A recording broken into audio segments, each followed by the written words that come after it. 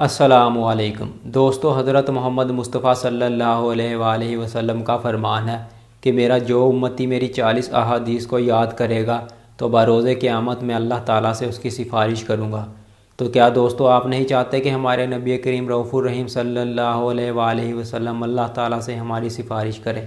تو لہٰذا آپ سے گزارش ہے کہ 40 احادیث کو یاد کریں، اس سے آپ کو فائدہ ہوگا۔ یہ بہت ہی مختصر ہیں۔ حضرت محمد صلی اللہ علیہ وآلہ وسلم نے ارشاد فرمایا، دعا کرتے وقت چھینک آنا سعادت مندی ہے۔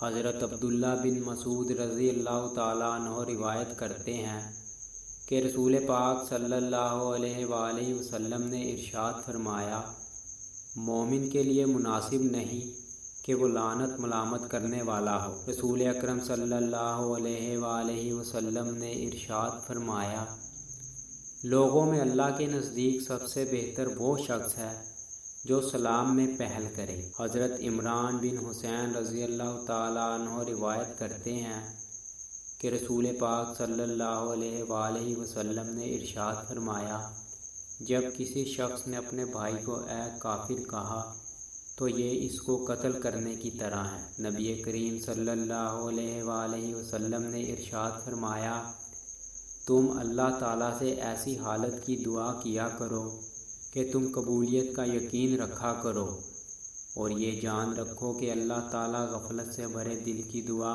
قبول نہیں کرتا۔ حضور اکرم صلی اللہ علیہ وآلہ وسلم نے ارشاد فرمایا، اللہ تعالیٰ جس کے ساتھ بھلائی چاہتا ہے اسے دین کی سمجھ عطا کر دیتا ہے۔ حضرت محمد صلی اللہ علیہ وآلہ وسلم نے ارشاد فرمایا، تم میں سے بہترین شخص وہ ہے جو قرآن سیکھے اور سکھائے۔ حضرت محمد صلی اللہ علیہ وآلہ وسلم نے ارشاد فرمایا، اذان اور اقامت کے درمیان دعائیں رد نہیں ہوتی، لہٰذا دعا مانگا کرو۔ حضرت محمد صلی اللہ علیہ وآلہ وسلم نے ارشاد فرمایا، نماز کے لیے جاتے ہوئے اٹھنے والا ہر قدم صدقے کے برابر ہے۔ حضرت محمد صلی اللہ علیہ وآلہ وسلم نے فرمایا، جو قدم راہ خدا میں خاک آلود ہوئے انہیں جہنم کی آگ نہ چھو پائے گی۔ حضرت محمد صلی اللہ علیہ وآلہ وسلم نے ارشاد فرمایا، روز قیامت خوش اخلاقی سے بڑھ کر کوئی چیز مومن کے نامہ اعمال میں بھاری نہ ہوگی۔ حضرت محمد صلی اللہ علیہ وآلہ وسلم نے ارشاد فرمایا، اپنی زبان کو اللہ کے ذکر سے تر رکھا کرو۔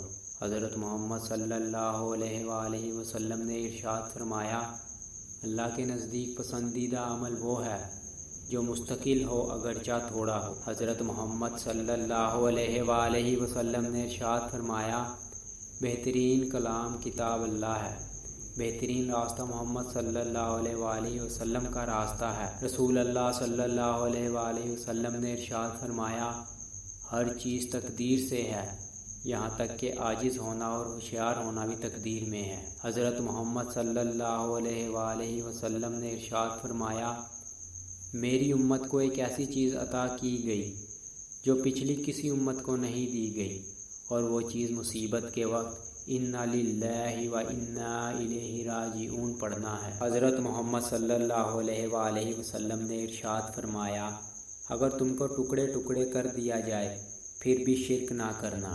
حضرت عائشہ صدیقہ رضی اللہ تعالیٰ عنہا فرماتی ہیں کہ نبی صلی اللہ علیہ وآلہ وسلم یہ دعا فرمایا کرتے تھے، اے اللہ مجھے ان لوگوں میں شمار کر لے جو نیک کام کریں تو خوش ہوں، اور جب برا کام کریں تو استغفار کریں۔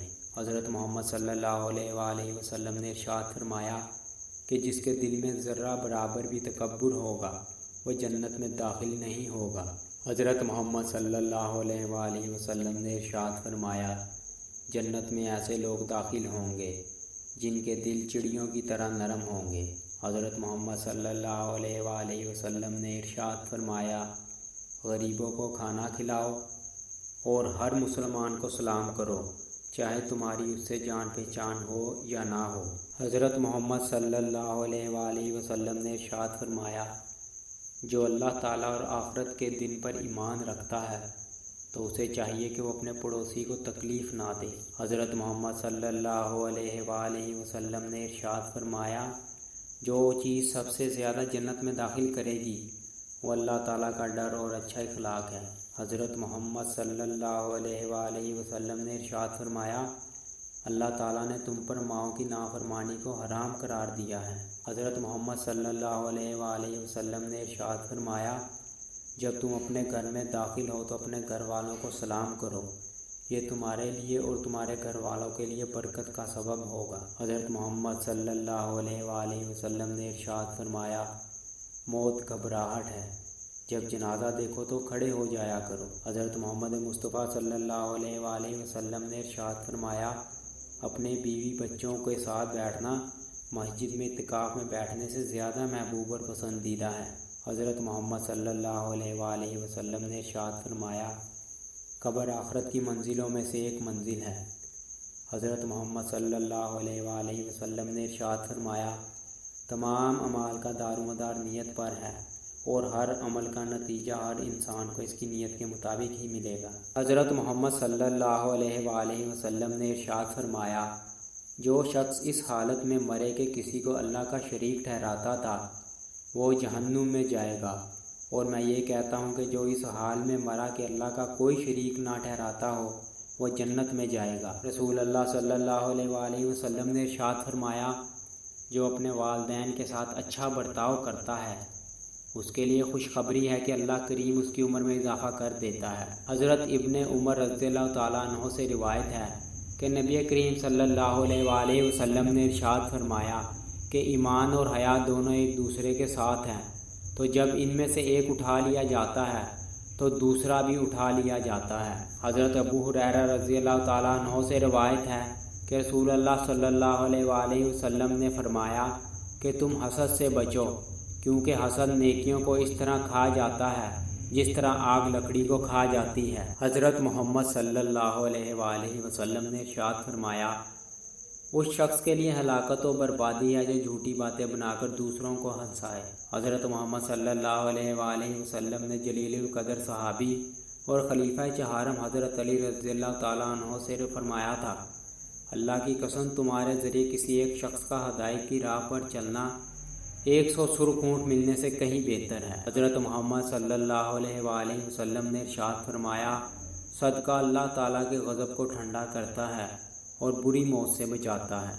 حضرت محمد صلی اللہ علیہ وآلہ وسلم نے ارشاد فرمایا، خوشی ہو اس شخص کو جس نے مجھے دیکھا اور مجھ پر ایمان لایا، اور 7 مرتبہ خوشی ہو اس شخص کو جس نے نہ دیکھا مگر مجھ پر ایمان لایا۔ حضرت محمد صلی اللہ علیہ وآلہ وسلم نے ارشاد فرمایا، جس کی نماز عصر چھوٹ گئی گویا اس کا گھر اور مال سب لٹ گیا۔ حضرت محمد صلی اللہ علیہ وآلہ وسلم نے فرمایا، میں اس شخص کے لیے جنت میں ایک محل کا ذمہ دار ہوں جو حق پر ہوتے ہوئے بھی جھگڑا چھوڑ دے۔ حضرت محمد صلی اللہ علیہ وآلہ وسلم نے فرمایا، اللہ تعالیٰ تمہارے جسموں اور تمہاری صورتوں کو نہیں دیکھتا، وہ تمہارے دلوں کو دیکھتا ہے۔